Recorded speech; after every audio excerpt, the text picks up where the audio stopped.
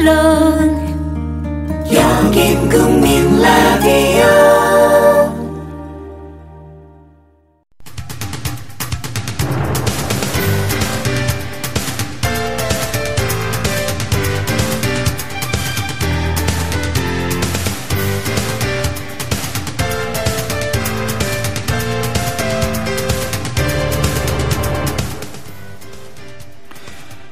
여러분 안녕하십니까? 정치내비게이션 아나운서 정승조입니다. 세월호 참사 유가족들이 국회 본청 앞에서 또다시 밤을 지새웠습니다.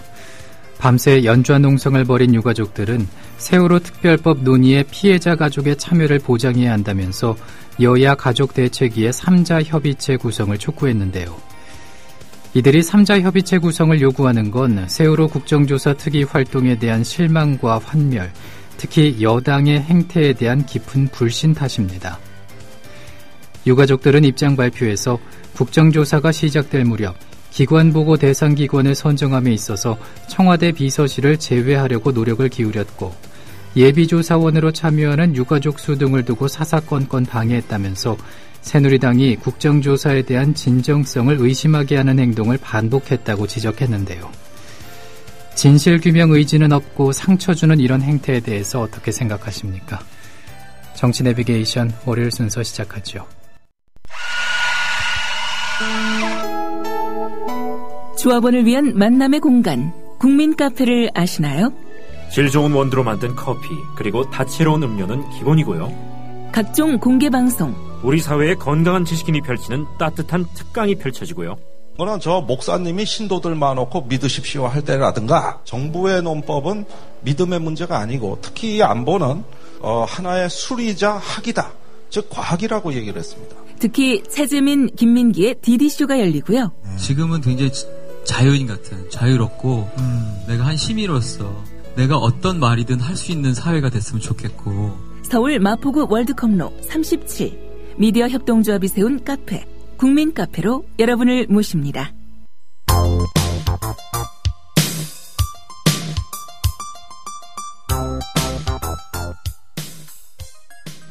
북한이 인천 아시안게임에 응원단을 파견하겠다고 밝힌 데 이어서 7월 15일경에 남북체육회담 실무회담 개최를 제안했습니다. 우리 정부도 북한의 실무회담 제안을 검토 중이라고 합니다. 남북체육실무회담이 성사돼서 인천 아시안게임이 남북관계 개선의 전환점이 될 수 있도록 성과 있는 논의가 이루어지길 기대하고 또 촉구합니다. 아시안게임을 매개로 해서 남북이 함께 할 수 있는 방안을 찾는 것이 중요합니다.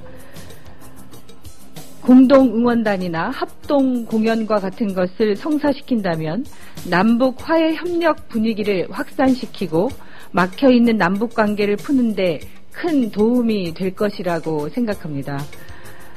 대통령은 지난 3월 드레스덴 연설에서 남북 주민 동질성 회복을 위해 문화예술, 스포츠 교류 등을 장려해 나갈 것이라고 밝힌 바 있으며 최근 여야 원내 지도부와의 회동에서도 민족 동질성 확보를 강조했습니다.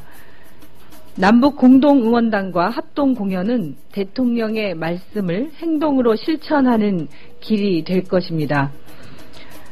우리 정부가 경색되어 있는 남북관계를 문화체육 행사를 통해서 풀어가겠다는 적극적인 의지를 갖고 회담에 임해 주시기를 부탁드립니다.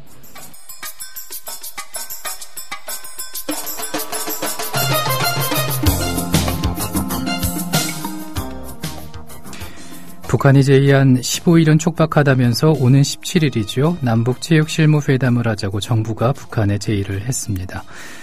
회담을 먼저 제의하는 등 북한이 적극적인 자세를 보인 만큼 이번 주에 실무회담이 열리지 않을까 싶은데요.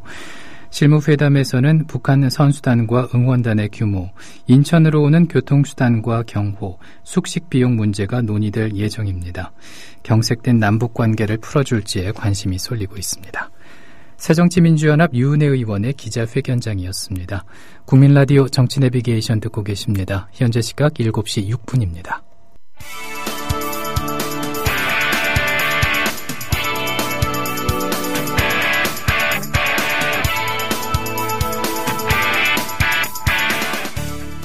현장성과 깊이가 다른 정치 해설. 지금 여러분께서는 정치 내비게이션을 듣고 계십니다. 진행의 정승조 아나운서입니다.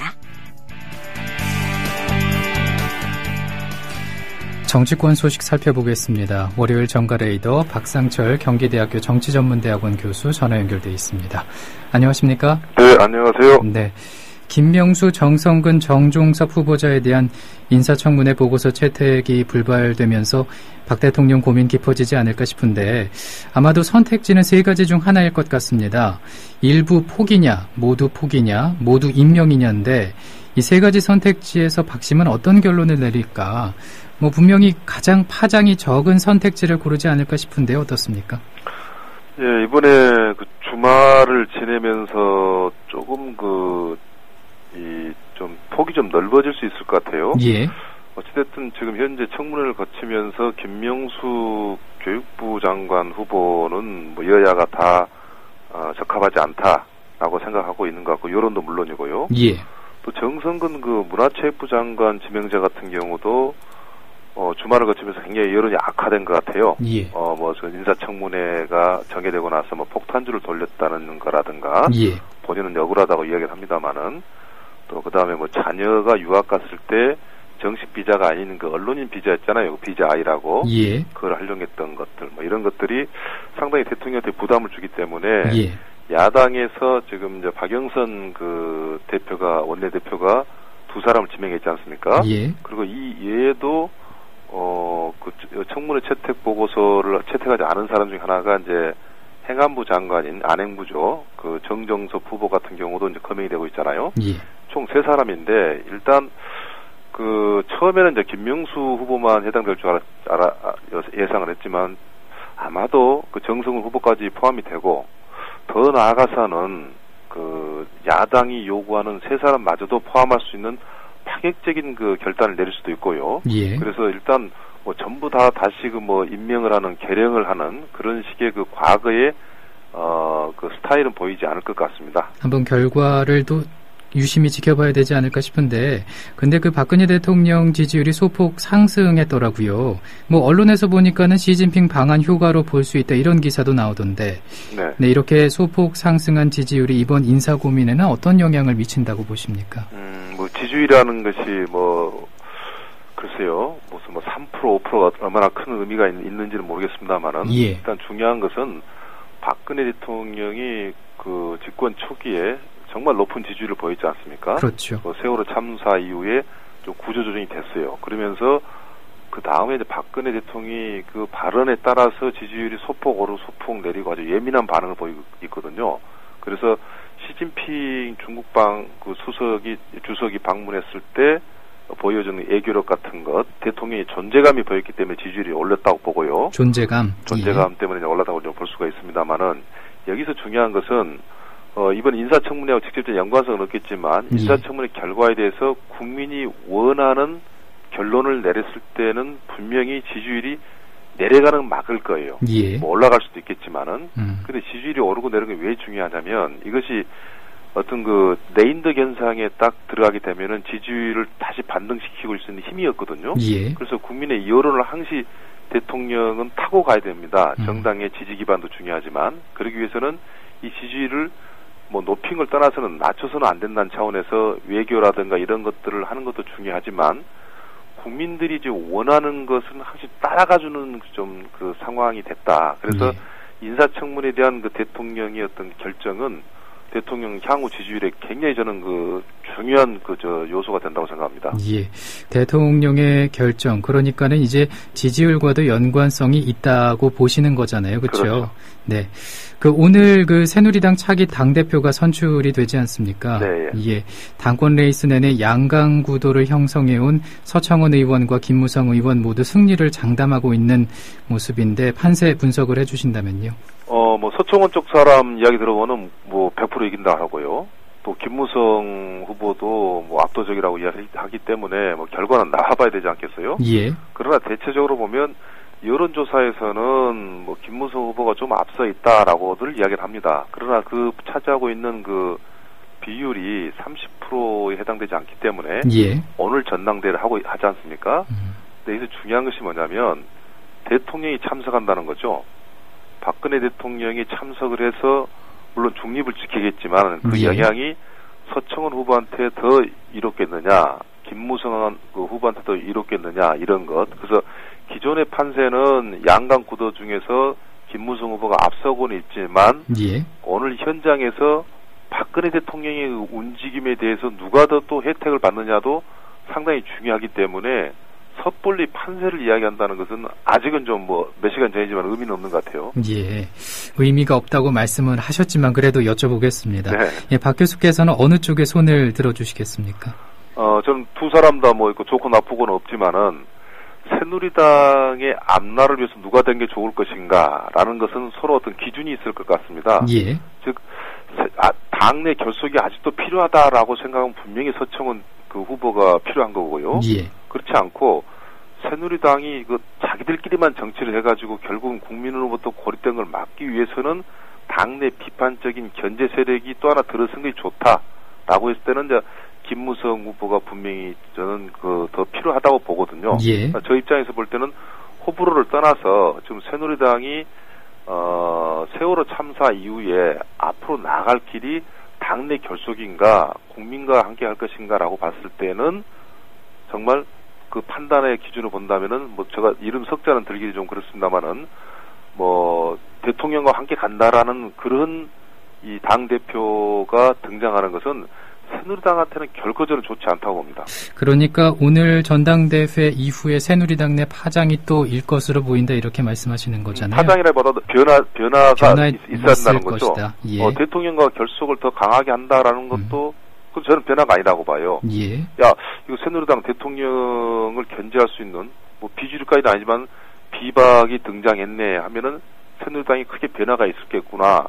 저는 이게 어쩌면은 재보궐선거에도 긍정적인 영향을 끼칠 수 있다 이렇게 봅니다. 예. 그리고 오늘 전당대회에서 또 5명의 지도부를 선출하지 않습니까? 네, 예. 예. 양강구도인 서청원 의원과 김무성 의원 또 여성 최고위원 몫의 김을동 의원을 제외하면은 남은 자리가 단 2석이란 말입니다. 그렇죠. 네, 이 2석을 두고 남은 후보들이 경쟁을 해야 하는데 현재 판세로서는 누가 유력하다고 보십니까? 지금 투표 제도가 한 사람당 2표를 행사를 하기 때문에 예. 짝짓기가 이루어질 거예요. 그래서 이 세 사람 중에 소위 이제 뭐 두 사람 양강을 서청원, 김무성 후보라고 한다면 홍문정, 이인재, 김태호 후보는 어떻게 마이너리그를 할까 야구로 치자면은. 예. 근데 이 세 사람이 앞에 그 강 두 사람하고 짝짓기를 제대로 한 사람들은 안정권에 들어갈 수밖에 없다고 저는 보거든요. 예. 그런 차원에서 친박의 핵심인 홍문종 후보 같은 경우는 안정권에 있지 않느냐라는 그 대체적인 판단을 갖고 있는 것 같고요. 예.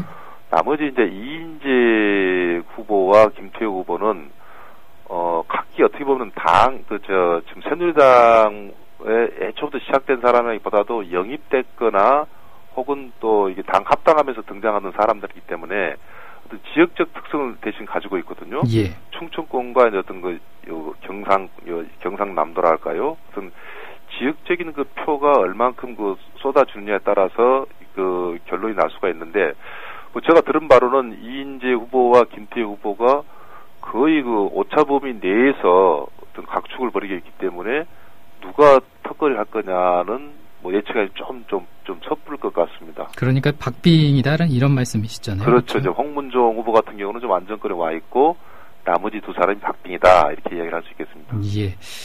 730 재보선 얘기 한번 해보겠습니다. 예.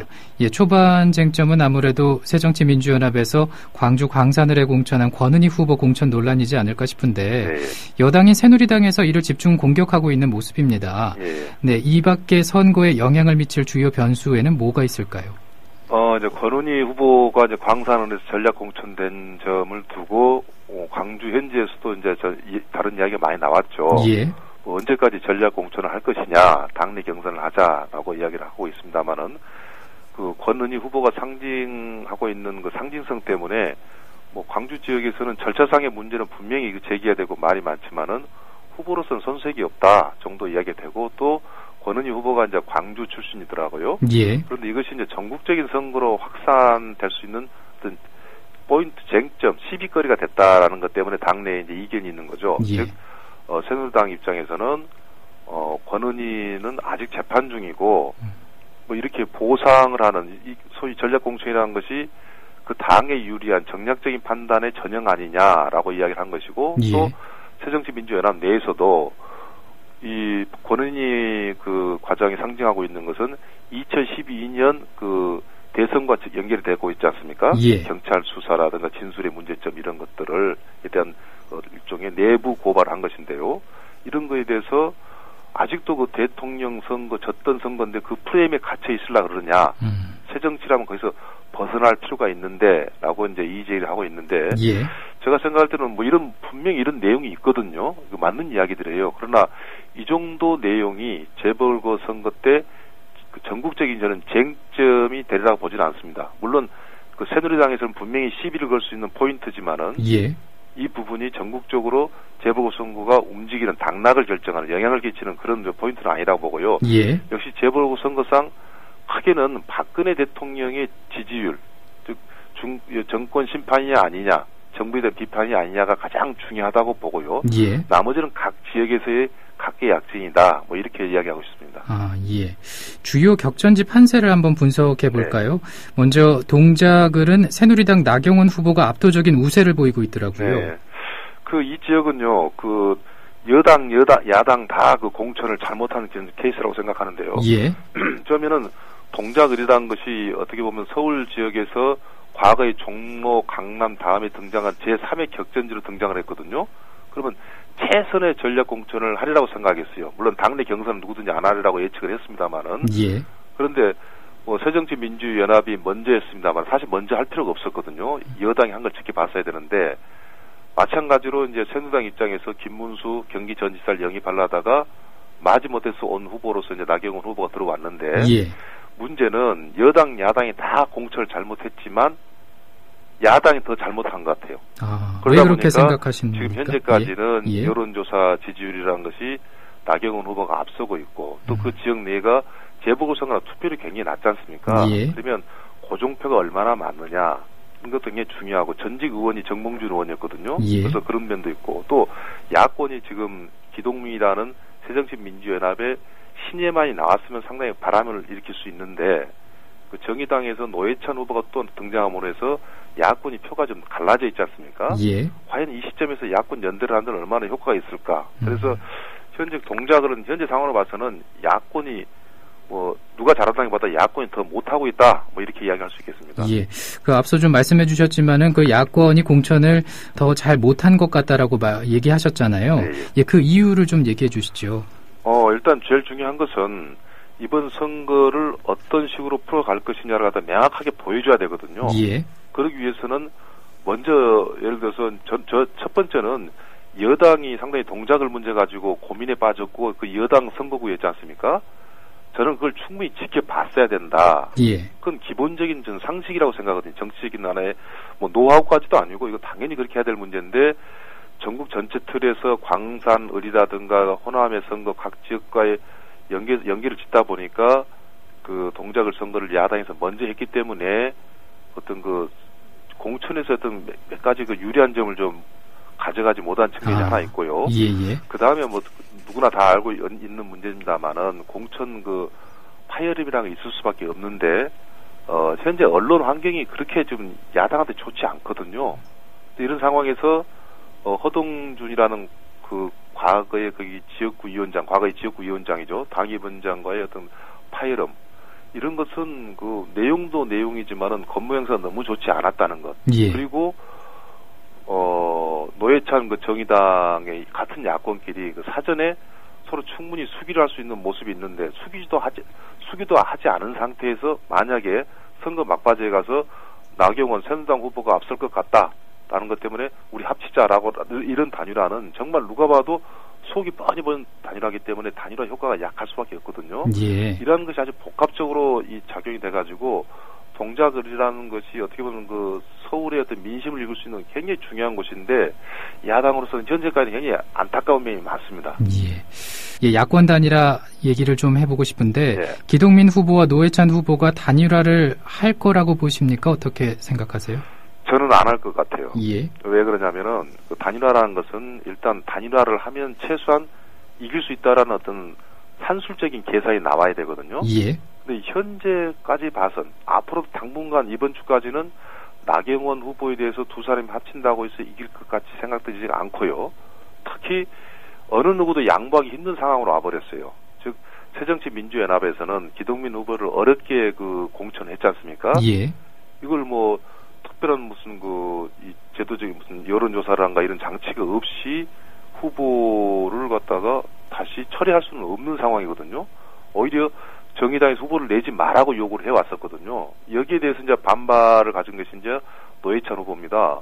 왜 야권의 그 중심이 자꾸 새정치민주연합으로만 가냐, 야권 연대 정신으로 가자라고 이제 문제 제기를 했던 거 아닙니까? 예. 그래서 등장을 했기 때문에 본인 입장에서 아무리 야권 연대를 하자고 이야기를 해도 새정치민주연합에서 응해주지 않을 것이고, 또 본인 입장에서도 진다라는 걸 전제로 해서 나왔다라는 면도 있고, 또 하나는 어쩌면 지금 어설픈 새정치민주연합의 공천 때문에 야권의 중심으로 들어설 수도 있다라는 기대를 갖고 있기 때문에 야권 단일화는 굉장히 힘들다. 가장 중요한 것은 첫째, 단일화해도 안 된다라는 계산이 나올 수도 있고, 그리고 차선적으로 누가 앞으로 향후 정부 주도권을 갖느냐라는 측면에서도 야권 연대에 있어서 누구 하나가 양보를 하지 않기 때문에 굉장히 어렵지 않냐는 생각이 듭니다. 예. 수원벨트의 판세도 한번 살펴보겠습니다. 네. 새누리당에서는 임태희 후보가 이끌고 있고 새정치민주연합에서는 손학규 후보가 이끌고 있는데 이 수원벨트 후보 개인의 힘보다는 당대당의 싸움이 될까요? 어떻게 전망하십니까? 수도권이기 때문에 이제 당대당 싸움이 분명히 될 겁니다. 그리고 이제 수원이라는 지역이 이제 투표 선거구가 4군데인데 3군데가 보궐선거가 있기 때문에 어떻게 보면 수원은 좀 총선에 임한 거랑 마찬가지거든요. 예. 이제 당대당 싸움이 저는 분명히 되리라고 보는데 그 선두 주자로서 이제 그 손학규 후보와 임태희 후보가 이제 등장을 했지만은 서로 지역구는 다르거든요. 지역구가 다르기 때문에 두 사람 간의 어떤 격돌이었으면은 수원 지역이 상당히 당대당 대결이 아직 힘이 굉장히 좀 강하게 증폭되면서 정당 간 대결로 거의 갔을 가능성이 높는데 예. 서로 지역이 다르단 말입니다. 그러다 보니까 각 지역마다 상황을 보면은 뭐 팔달이라든가 영통이 다 내용이 다 다릅니다. 예를 들어서 어떤 지역 같은 경우는 정의당 후보가 나옴으로 해서 야권이 또 이미 분열돼 있는 상태가 있고, 또 어떤 지역은 손학규 후보 나온 지역은 새누리당의 전략이 토백이를 내세움으로 해서, 토백이를 내세우는 뜻은 뭐냐면 재보궐선거가 어떤 정치적 바람이 세지 않을 때는 고정표가 많은 사람이 토박이 표가 이길 수 있다는 전략이거든요. 예. 그러다 보니까 이 수원 지역이 3개의 선거가 있기 때문에 정말 당대당 대결로 모습으로 보이지만은 실제 여러 가지 이유로 인해서 각 지역마다 각기 다른 선거의 어떤 이 판이 벌어질 가능성이 높다, 이 생각들이기 때문에 섣불리 뭐 당대당 대결이다라고 말하기도 힘든 부분이 있습니다. 예, 오늘 여기까지 듣겠습니다. 고맙습니다. 네.